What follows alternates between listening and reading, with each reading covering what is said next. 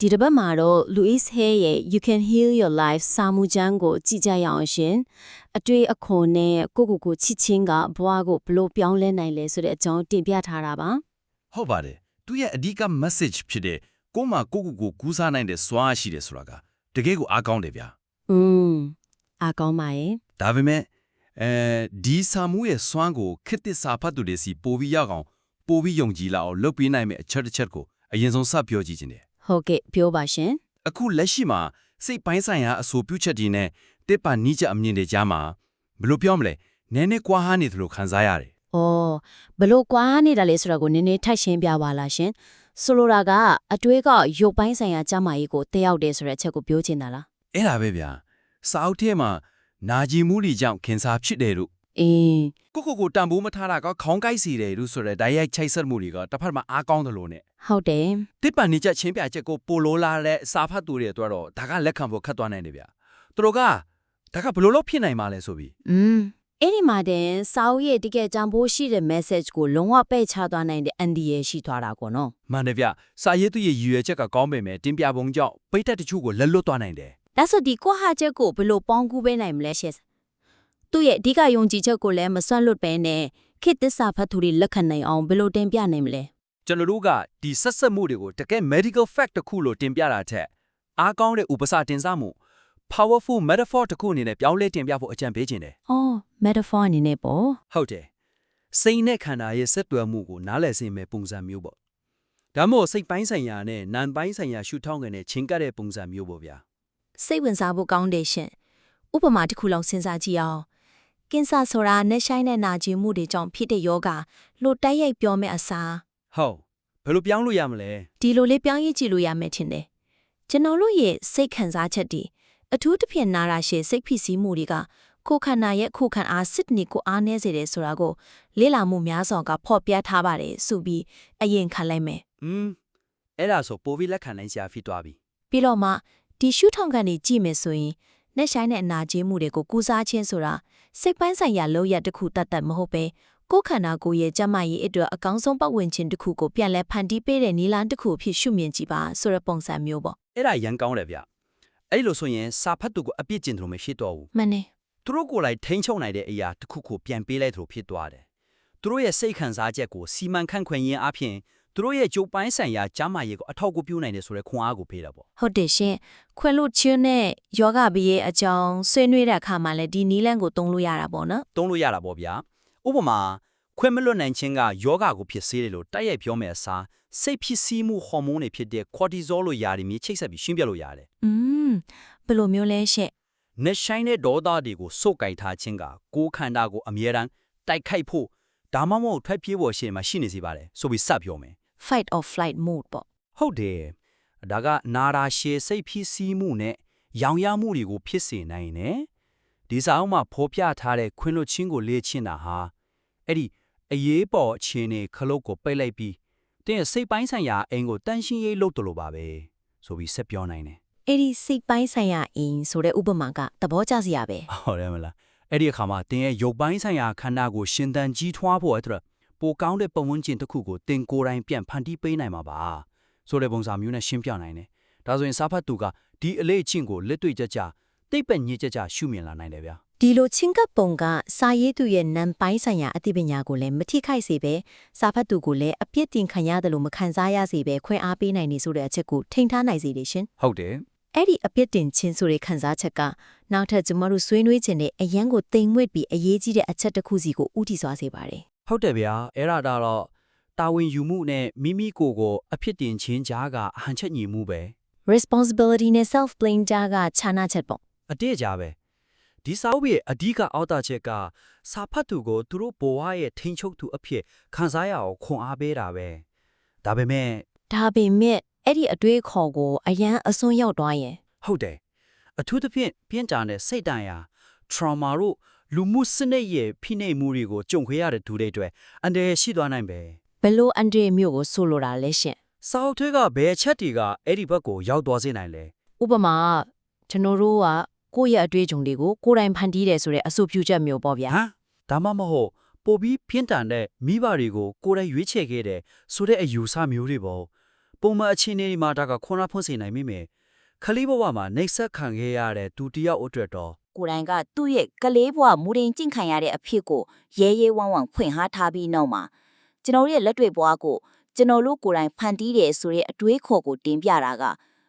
တိချကင်တွေမရွှင်းပြရင်စာဖတ်သူအတွက်အရန်ကိုရှုပ်ထွေးသွားနိုင်တယ် ဟုတ်တယ်စိတ်တရားကိုပြန်ဆွားတယ်လို့ဖြစ်သွားနိုင်တယ်ဒီအချက်ကိုဖြည့်ရှင်းဖို့စာရေးသူဘာလုပ်တင်လဲဆိုတော့ ဘာလို့တင်လဲရှင့် အဓိကကတော့ကျွန်တော်တို့ရဲ့တုံ့ပြမှုတွေအတွက်တာဝန်ယူခြင်းနဲ့ကြုံတွေ့ရတဲ့အခြေအနေတွေအတွက်အဖြစ်တင်ခြင်းကြားကခြာနာချက်ကိုရှင်းရှင်းလင်းလင်းပြတ်ပြတ်သားသားဖော်ပြတဲ့အခန်းတစ်ခုအနည်းဆုံးအခန်းခွဲတစ်ခုထဲ့ကိုထည့်တင်တယ်ဗျ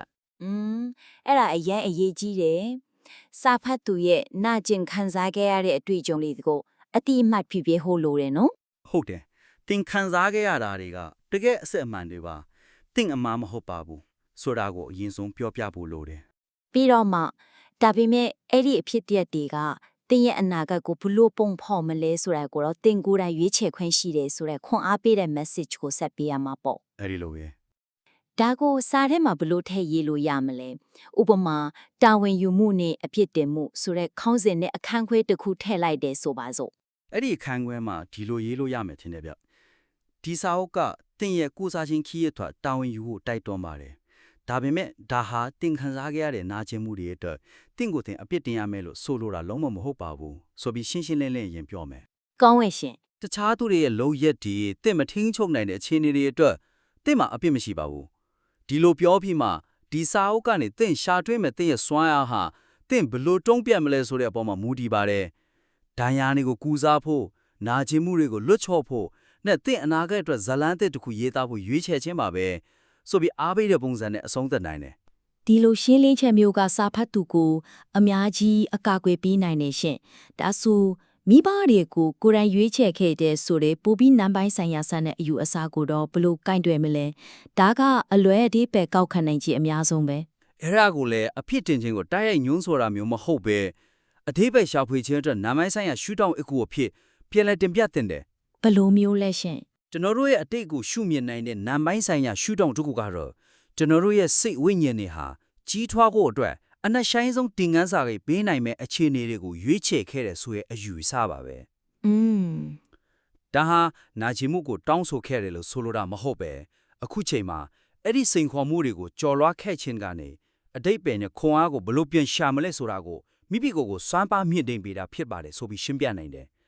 ဒါဆိုရင်ဒီယူဆကဝန်ထုတ်ဝန်ပုံဖြစ်တော့ပဲရှစ်ဆက်ဖို့အတွက်ကိရိယာတခုဖြစ်လာနိုင်တယ်ဗျာ ကောင်းပြီရှင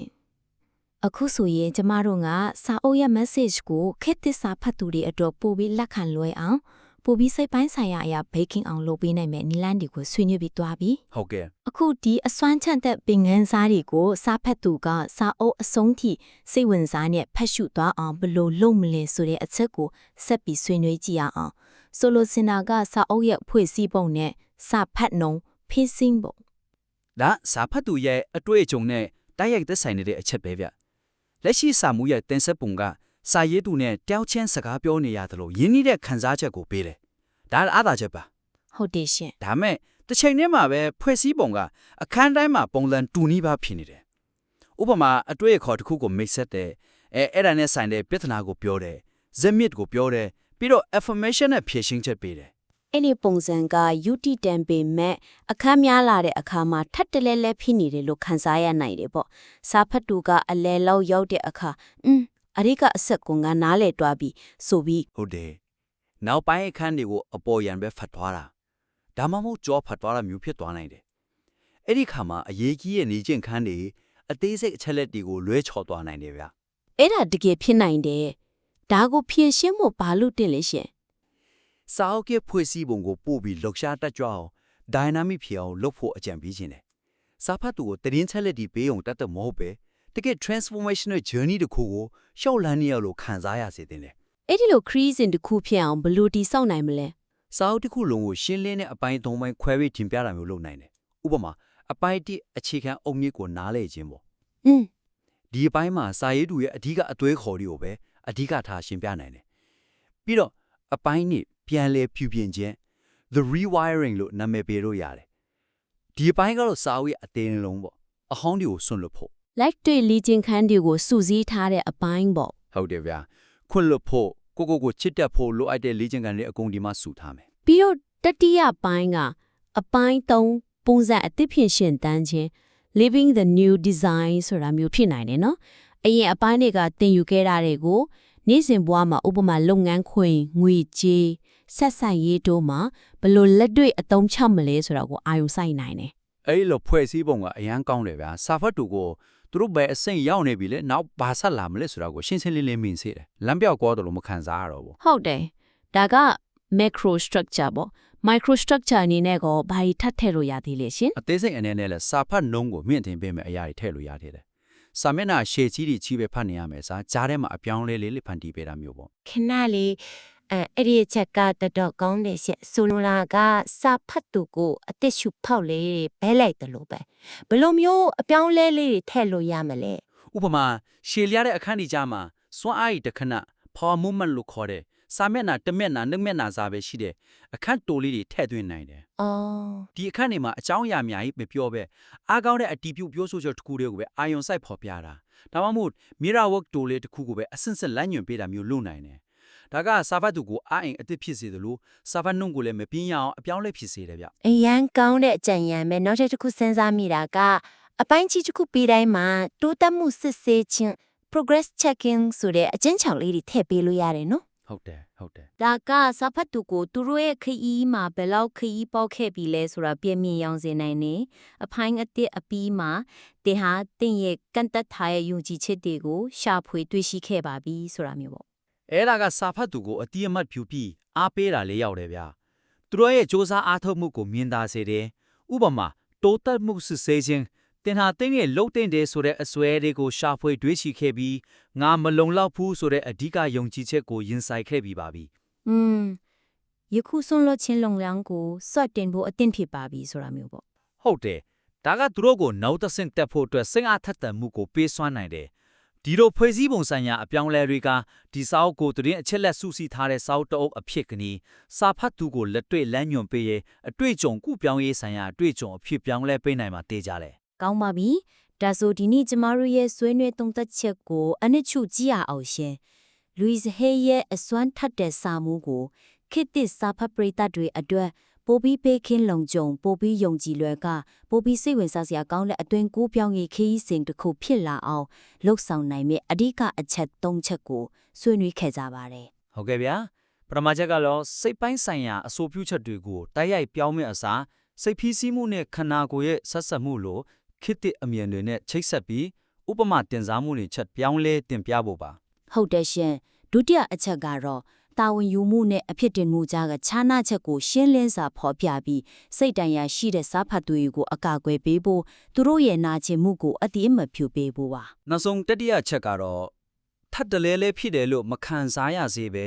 စာဖတ်သူကိုအဆုံးထိဆွဲဆောင်ခေါ်သွားနိုင်မှုအတွက်စာအုပ်ကိုအပိုင်း၃ပိုင်းခွဲတာ